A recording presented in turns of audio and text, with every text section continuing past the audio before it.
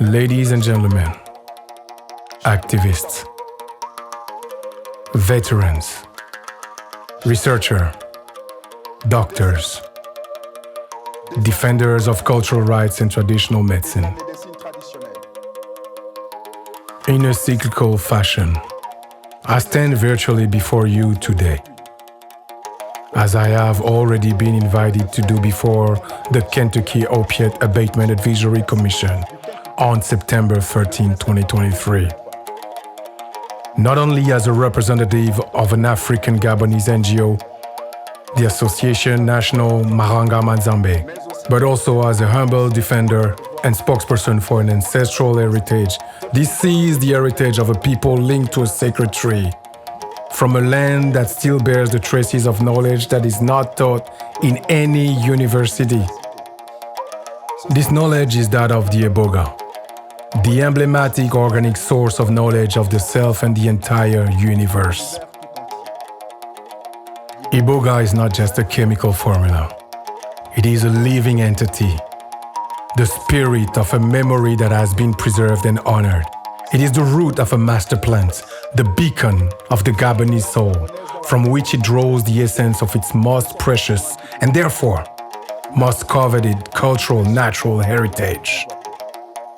For centuries, our ancestors, people of the Gabon region, have been in dialogue with this plant to several initiation rites, the most important of which is Bwiti.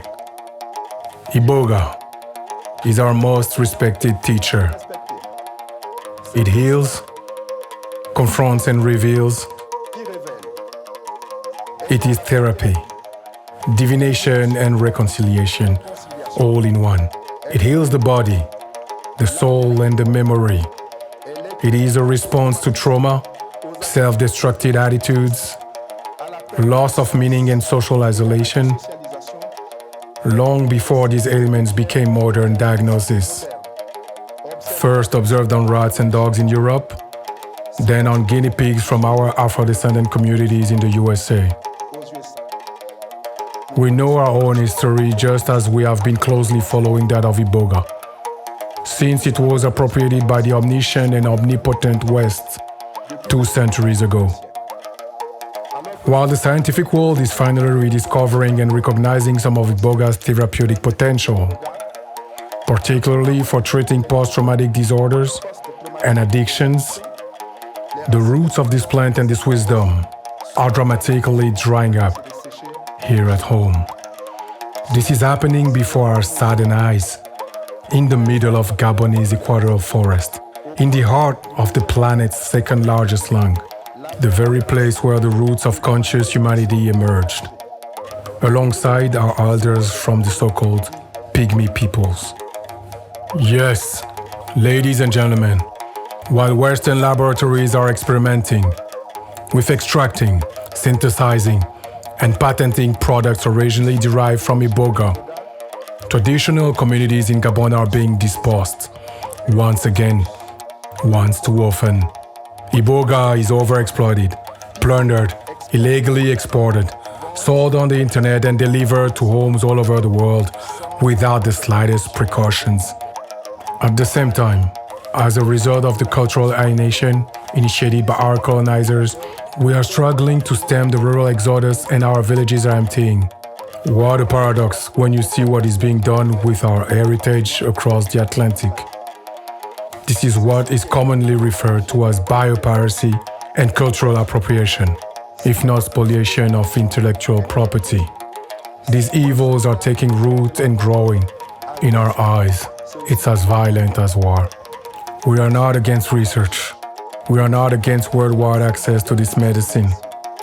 We are a very tolerant and generous community, respectful of the primary purpose of Iboga, which is to heal, regardless of ethnic, racial, or social origins. But we are against the post-colonial erasure and amnesia that wants to turn Iboga and its potential into an American or European discovery, ignoring the peoples who made it sacred at the genesis of their knowledge. Are people who dream it, carried it, sang it, and then revealed it to the world. So, I ask you on September 13, 2023, I ask you this question. How can we imagine a future for Iboga and an isolated part of its synthesized soul that you call Ibogain? Without justice, without recognition, without reciprocity. I invite you and call on you to engage in a genuine international cooperation based on the Nagoya Protocol, to which our country was the first signatory in 2011, to guarantee fair and equitable sharing of the benefits derived from the genetic resources and associated traditional knowledge. Conscious of our common destiny, of our common humanity around Mother Earth, I humbly ask recognition of Gabon as the original cradle of Iboga, the source of Ibogain, and respect for the traditional and legitimate holders of the plant's therapeutic knowledge. The creation of legal, ethical, and sustainable channels for Iboga and its derivatives produced in Gabon, respecting both the environment and the cultural rights of the indigenous peoples, enabling them to benefit from the economic windfall generated by this medical revolution and to develop their community projects. A sincere partnership between the custodians of our traditional knowledge and the scientific community to co-develop treatment protocols that openly incorporate the ancestral wisdom of the peoples of Gabon, as well as their unrivaled the support of NGOs on the same virtuous model as Blessing of the Forest, which tirelessly supports our cause and to whom we have given a mandate to represent us before you today, but also of the foundations and other institutions present at this conference dedicated to the psychedelic sciences. We call on your support to set up community Iboga nature reserves, appropriate frameworks for perpetuating the initiatory teachings of traditional medicine, spaces for South-North dialogue, where science does not dominate tradition but listens to it. Ladies and gentlemen, in your capacity as such, you seek to heal the wounds of your soldiers, the torments of the unreasoned hyperconsumption, and the psychosomatic illness of your compatriots. We're not trying to lose our souls. We refuse to let Iboga suffer the same fate as the other sacred plants that are part of the cultural and natural heritage of our Amérindian brothers, who are also present here today and to whom we lend our support through the Indigenous Medicine Conservation Fund. If Iboga is to save the world, then the world must save Iboga. Thank you very much.